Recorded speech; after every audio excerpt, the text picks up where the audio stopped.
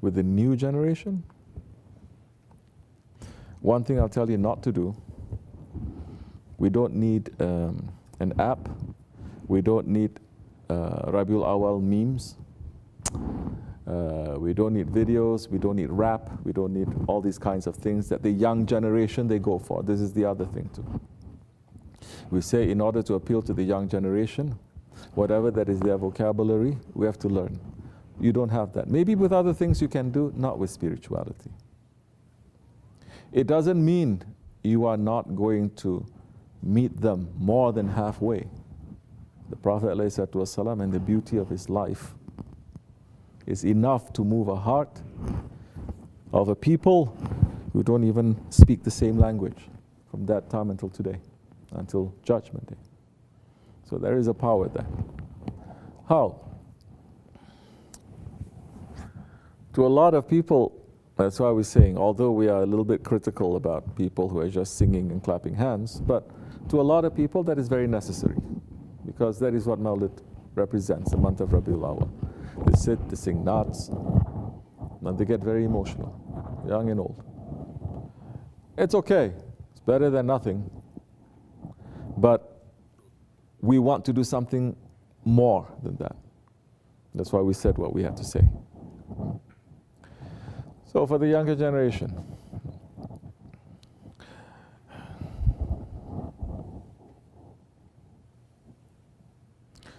you see, people make it very complicated. The ones who were living in Jahiliyyah time, they did not know Allah. They also had their songs and their dances. They also had their sports, they also have their culture, correct? But the Prophet ﷺ, he did not use that. He came and he just spoke. And the Quran and Allah saying, Iqra, speak. Meaning what? Be with them, take care of them, love them. Do you want something fake or you want something real? If you want something fake, sure, you can hire a football stadium, tell people you're going to get something, freebies, come and sing some salawats, everyone will go back happy. This is not a joke, it's been done for decades. But if you want something real, something that will change their heart a little bit, to make them to have warmth to the Prophet ﷺ in Rabiul Awal, it has to be done before that. It is a mission of those ones who wants to bring that joy to their hearts. It is their whole lives they have to base it on the Prophet ﷺ. They have to live the Sunnah. Because when you are living the Sunnah, even if you have said nothing, but the signs is there, the lights are there, and people's hearts will warm up to that. They will understand. Those who want. Like I said, in these days, you cannot force people, and there's so many people who don't want. Or they say, we want, but it has to be like this. It has to be like this. You have to make a rap now.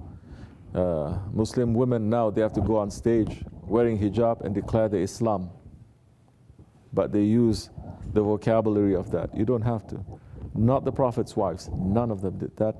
Not the wives of the Sahabi-Kiram, none of them did that. From that time until now, none of them did that. To say, for example, if I'm going to bring Islam to one community, one country, one ethnicity, that they say, what are they busy with? This kind of sports, this kind of songs, this kind of culture. That those who are spreading Islam says, okay, we have to use that now. If anything, they take that and they turn it completely around. And they say this is just the doorway. Once you enter through the doorway, you don't have to. So, for the younger generation, if you want a real love, you yourself, you have to live the life, and you have to live the tolerance and the mercy and the wisdom, yes, and the firmness of the Prophet ﷺ. If you do that, people will be attracted. And they're not going to be attracted through just a song and a dance. They can be attracted through the life, your life, because your life has changed. And if you're able to save one life, it is better than saving the whole world. It is as if you saved the whole world, no? One person.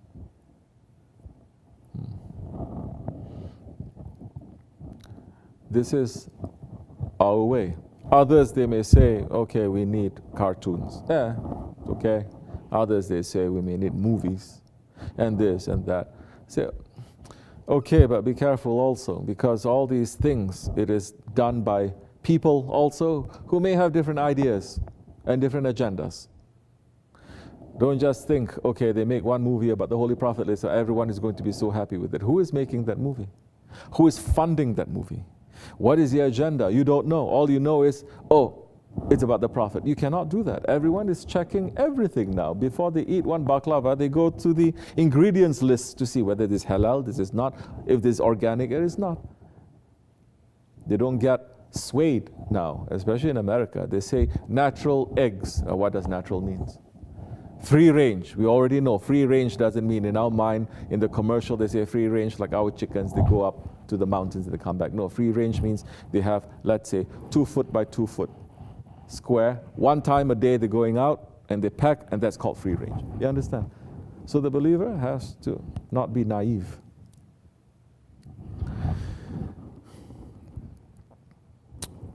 And so, the lifestyle of the Prophet ﷺ, that you adopt in your life, and you start to speak with people with that sweetness, their hearts are going to change. And when that change happens also, it's a real change. It's not a, how you say, a surface change. That once a year, everyone is going to stand up, they bring out one, how you say, Mubarak item, how you say? Huh? Tabaruk. Okay? And everyone is going to stand up, everyone is going to salute like that. What's the use of doing that if you're not feeding your neighbor, if you don't care about people? They have heads of states doing that, make a big show, have a big motorcade, but we know those ones, they are tyrannizing people, they are cruel, and they are, then what is the use of that? So all those kids were swayed by that too. Younger generation, they swayed, oh look, they have a big motorcade. You're doing this, one. But beyond that, there's nothing. There's only the ego. And then you are going to be responsible now because their ego and your ego is going to be supporting each other, and they say it's okay.